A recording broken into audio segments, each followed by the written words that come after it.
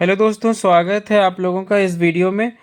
हमारे किसी साथी ने पूछा कि उन्होंने पेट्रोलियम इंजीनियरिंग में डिग्री ली है, तो क्या वो आरआरबी जेई में अप्लाई कर सकते हैं। He has done petroleum engineering and whether he is eligible to apply in RRB JE. दोस्तों, आप अलग अलग डिसिप्लिन में इंजीनियरिंग करते हैं, डिप्लोमा डिग्री, बीटेक और एमटेक की डिग्री हासिल करते हैं, तो क्या आप आरआरबी जेई में एलिजिबल हैं। तो आरआरबी जेई बहुत सारे डिसिप्लिन्स, बहुत सारे ब्रांचेस के लिए वैकेंसी लाती है और आप लोगों को जानने की इच्छा रहती है। आप में से बहुत सारे यंग एनर्जेटिक एस्पिरेंट्स हैं जिन्होंने नहीं दी है अब तक आरआरबी जेई की परीक्षा। तो मैं आप सब लोगों को बताने वाला हूँ, खासकर पेट्रोलियम इंजीनियरिंग वालों को। ये बिल्कुल ही नई डिसिप्लिन है। ये डिसिप्लिन तो पुरानी है, बट बहुत सारे लोग फॉर्म भी नहीं भर पाते हैं और प्रॉब्लम होती है कि अवेयरनेस के कारण, लैक ऑफ अवेयरनेस और लैक ऑफ इन्फॉर्मेशन के कारण। तो आपको करना क्या है, आपको डीपली एडवर्टाइजमेंट देखनी है दोस्तों। आप जिस भी डिसिप्लिन से आते हैं, जो लाइक वाइडली नोन ब्रांचेस जो हैं, मैकेनिकल, सिविल, इलेक्ट्रिकल, सब जानते हैं। बट यहाँ आईटी, इंफॉर्मेशन टेक्नोलॉजी, पेट्रोलियम है और बहुत सारे रिसर्च की भी वैकेंसी आती है दोस्तों। ये केंद्रीय रोजगार है, सेंट्रल गवर्नमेंट की है, सेंट्रल गवर्नमेंट की एडवर्टाइजमेंट है, तो इसमें सब लोगों के लिए अपॉर्चुनिटी, मौका होता है। तो देखिए, मैं आपको सब लाइव दिखाने वाला हूँ। तो वीडियो स्टार्ट करने से पहले मैं आपको बता दूं कि मैंने रेलवेज जेई ट्रेनिंग पे बहुत ही अमेजिंग वीडियोस लाई हैं। कैसी होती है जर्नी जब आपका सिलेक्शन होता है एक जेई में या सेक्शन इंजीनियर में। आप 1 साल की ट्रेनिंग कंप्लीट करते हैं, उसके बाद आपकी पोस्टिंग होती है। तो जैसे आपका CBT 1 यानी कि कंप्यूटर बेस्ड टेस्ट 1 और CBT 2 क्रैक करते हैं आप, और जब आपकी पैनल आती है, आप जिस भी जोन से, जैसे ही सपोज करो चंडीगढ़, मालदा, कोलकाता, जिस भी जोन से आपने अप्लाई किया है, तो आपका जैसे ही वो पैनल निकालते हैं, तो आपको कहाँ रिपोर्ट करना होता है, कैसी होती है, क्यों बोलते हैं हम कि first 1 year is going to be golden period for you, और आप सब कुछ सीखेंगे, एंजॉय करेंगे, तब आप जाकर आपकी पोस्टिंग होंगी। अब आप तैयार होंगे कि आप ड्यूटीज़ दिखाएंगे। तो वो उन सब वीडियोज़ की मैं लिंक कॉमेंट में डाल दूंगा। आप इस वीडियो के अंत में ज़रूर से जाएँ, कॉमेंट चेक करें, और लिंक दी गई होंगी कि रेलवे जेई ट्रेनिंग की कैसी कैसी जर्नी होती है सब एस्पिरेंट्स की, जो जो क्रैक करते हैं आरआरबी जेई एग्ज़ाम। और स्ट्रैटेजी की भी मैं वीडियो डाल दूंगा, कैसे आप प्रिपरेशन करें CBT 1 और साथ ही साथ CBT 2 की। तो उन सब की लिंक मैं डाल दूंगा। आइए शुरू करते हैं वीडियो को। तो जिन्होंने पूछा कि मैंने पेट्रोलियम इंजीनियरिंग में डिग्री ली है, क्या मैं एलिजिबल हूँ। तो दोस्तों, मैं पिछली एडवर्टाइजमेंट को लेकर आपको दिखाता हूँ। अब मैं एक एग्जांपल आरआरबी चंडीगढ़ के वेबसाइट पे हूँ। तो देखिए, ये आप अगर 2024 में आई थी नोटिफिकेशन, मैं ट्रेस बैक करूँ, देखूँ 2024 की कैलेंडर में देख रहा हूँ, तो इसमें जा रहा हूँ, तो आरआरबी जेई की देखिए यहाँ पर डाल रखी होंगी। तो आप भी ध्यान से देखिए, जो भी ऐसे एस्पिरेंट जिन्होंने अभी तक नहीं दिया आरआरबी जेई, तो आप जाइए आरआरबी की वेबसाइट पे और उसमें से एडवर्टाइजमेंट, विज्ञापन निकालिए और पूरा देखिए ध्यान से। और देखिए, जैसे कि ये है, ये जेई है। तो दोस्तों, मैं 2024 के कैलेंडर में जैसा देख पा रहा हूँ, इन्होंने नोटिफिकेशन निकाला था और ये अपडेट किया था 27 जुलाई 2024 को। तो ये देखिए, जेई, DMS, CMA, CS और MS। तो अगर आप ध्यान से देखें, देखिए मैं इस एडवर्टाइजमेंट को खोल रहा हूँ, ये एक नए टैब में अभी खुल जाएगी। तो देखिए, आपको करना क्या होता है, आपको पूरा एडवर्टाइजमेंट, आप जब भी फॉर्म भरते हैं, तो क्या क्या मांगा गया है, क्या सिलेबस है, क्या प्रिपरेशन है, कहाँ कहाँ पे वैकेंसी आई है, क्या सैलरी होगी, क्या रिक्वायरमेंट है, क्या मैं एलिजिबिलिटी मीट करता हूँ। तो देखिए, अगर आप ध्यान से देखें, इसमें जेई के साथ साथ क्या क्या निकली है, depot material superintendent, chemical and metallurgical assistant, और ऊपर क्या है, chemical supervisor, research and metallurgical supervisor. तो जिन्होंने भी पेट्रोलियम से इंजीनियरिंग की है, आप बिल्कुल ध्यान दीजिए, यही है वो आपकी पोस्ट, जिसमें अगर आपका सिलेक्शन होता है, तो आप इस पोस्ट से आप रेलवेज में अपनी ड्यूटीज़, अपनी सर्विस स्टार्ट करेंगे। और इसमें कुछ कुछ होती हैं जो कि इक्विवेलेंट या फिर मिलते जुलते, सिमिलर, और उसको किस मेन डोमेन, मेन ब्रांच के अंदर रखा जाता है, वो सब एडवर्टाइजमेंट में बताया जाता है आरआरबी के द्वारा। और देखिए, इसमें सैलरी भी काफ़ी अच्छी है। एक जेई को स्टार्टिंग में जितनी सैलरी मिलती है, उससे ज़्यादा सैलरी है, उसकी जो बेसिक पे है उससे ज़्यादा है। तो ये एक बहुत ही अच्छी खबर है आप लोगों के लिए। और इनका जो होगा वो आरआरबी गोरखपुर, जो 2024 में आई थी वैकेंसी, तो आरआरबी गोरखपुर ने इनके लिए निकाला था पोस्ट वैकेंसी।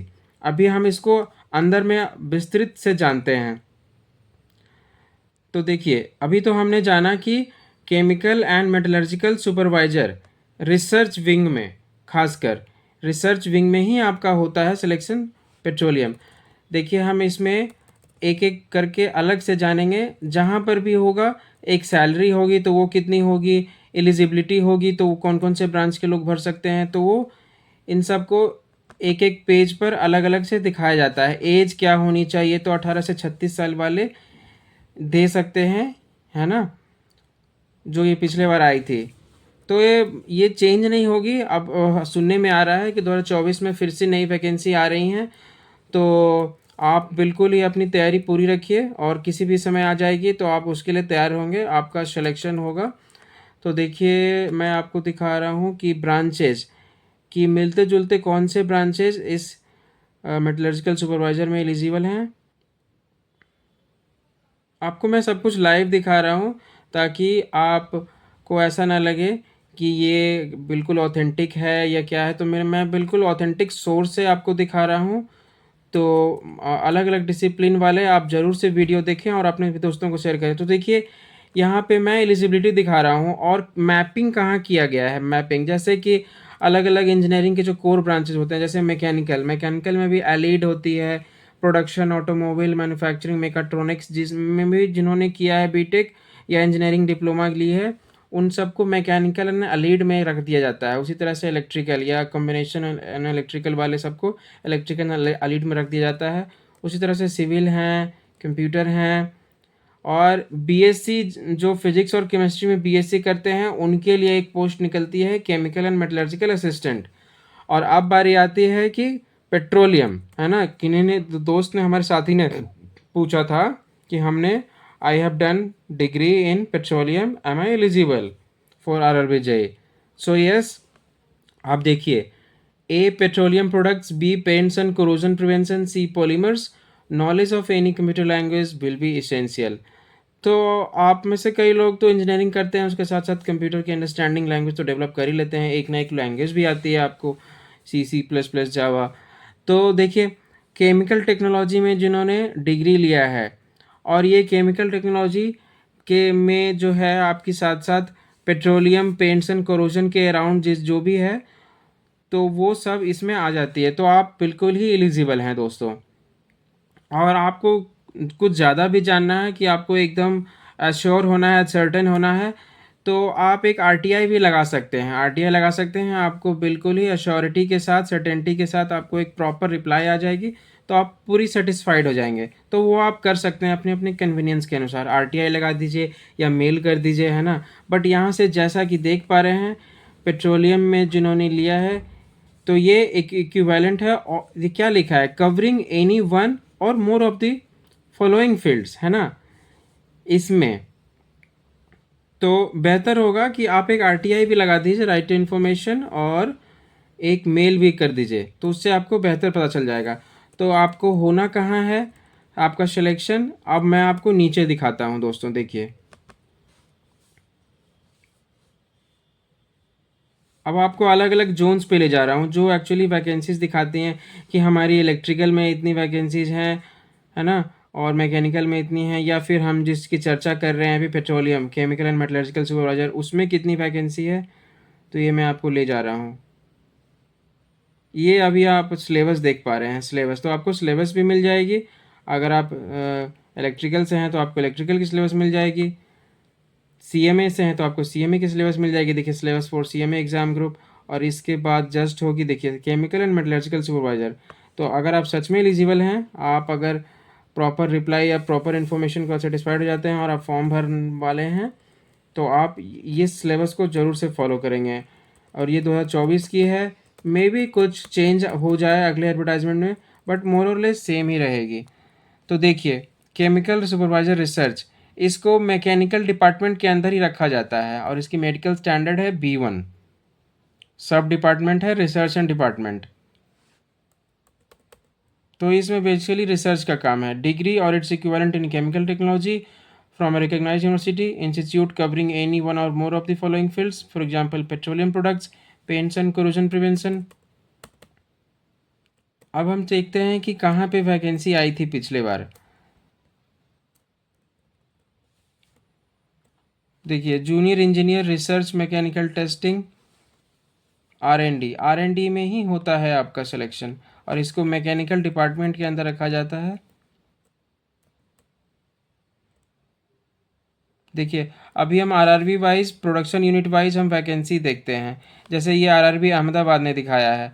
अभी हमने ऊपर में देखा कि आरआरबी गोरखपुर ने निकाला था इस पोस्ट के लिए, जो कि हम चर्चा कर रहे हैं खासकर इस वीडियो में, केमिकल एंड मेटलर्जिकल सुपरवाइज़र, जो कि पेट्रोलियम से संबंधित है। तो हम गोरखपुर पे चले जाएंगे। ये अलग अलग जोन्स, जैसे आरआरबी भोपाल है तो अल्फ़ाबेटिकली ऑर्डर में दी होती है, ABCDEFG। चंडीगढ़, देखिए गोरखपुर आ गए हैं। और यहाँ पे पहले उन्होंने मैकेनिकल से दिखाया है, इलेक्ट्रिकल, और देखिए इसी तरह से वर्क्स, R&D। अभी यहाँ पर आप अगर बाएं और देखें तो आपको दिख जाएगी,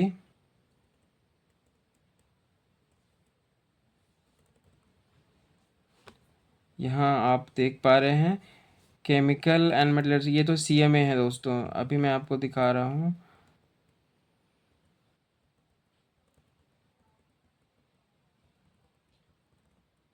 ये रही सबसे स्टार्टिंग में ही है, chemical supervisor and metallurgical supervisor research. तो ये दोनों मेन डिपार्टमेंट इसकी मैकेनिकल ही होती है, सब डिपार्टमेंट है R&D।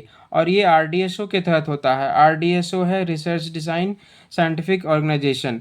तो ये है, कोई भी टेक्नोलॉजी इंट्रोड्यूस होती है तो उसे RDSO ही अप्रूव करती है, फिर वो बोर्ड, रेलवे बोर्ड को रिकमेंड करती है, फिर उसे इम्प्लीमेंट करा जाता है अक्रॉस रेलवेज़, पूरे इंडियन रेलवेज़ में। तो RDSO ही वो यूनिट है, संस्थान है भारतीय रेलवेज़ में, जो कि अप्रूव करती है और नई टेक्नोलॉजी को आने से पहले वो अपनी अपनी वो अप्रूवल देती है।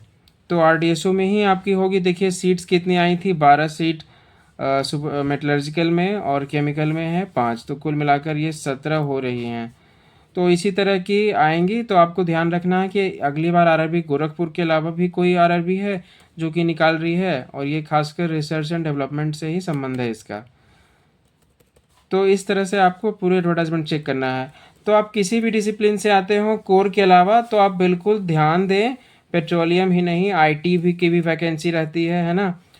और कभी कभी लोगों को ये रहता है कि मैंने मेकाट्रॉनिक से किया है तो क्या मैं एलिजिबल हूँ। तो आप एलिड इंजीनियरिंग ज़रूर देखें कि सिमिलर डिपार्टमेंट्स मिलती जुलती। तो आई होप आपको वीडियो पसंद आई होगी। और जैसा कि मैंने स्टार्टिंग में बताया था, आप वीडियो के अंत में ज़रूर से जाकर कमेंट चेक करेंगे। इसमें मैंने बताया है कि कैसी जर्नी होती है। जैसे आप CBT 2 क्रैक करते हैं RRBJ में, तो आपको कहाँ रिपोर्ट करना होता है, आपको रेलवेज़ में कैसे कैसी लाइक ट्रेनिंग दी जाती है, ताकि आप जब सच में सर्विस में ड्यूटी पे जाएं तो आप कितने कॉन्फिडेंट होंगे, कितने कंफर्टेबल होंगे, तो वो सब आपको बताया जाता है। तो वो सब आप जाकर देखिए, बहुत ही अमेजिंग, बहुत ही एक्साइटिंग वीडियोज़ हैं, बहुत ही अच्छा लगेगा आपको। आपने आप में से बहुत लोगों ने पसंद किया है। और मैं इसके साथ साथ RRBJ स्ट्रैटेजी भी डाल दूंगा, है ना। तो मिलते हैं नेक्स्ट वीडियो में। आई होप आपको वीडियो पसंद आएगी।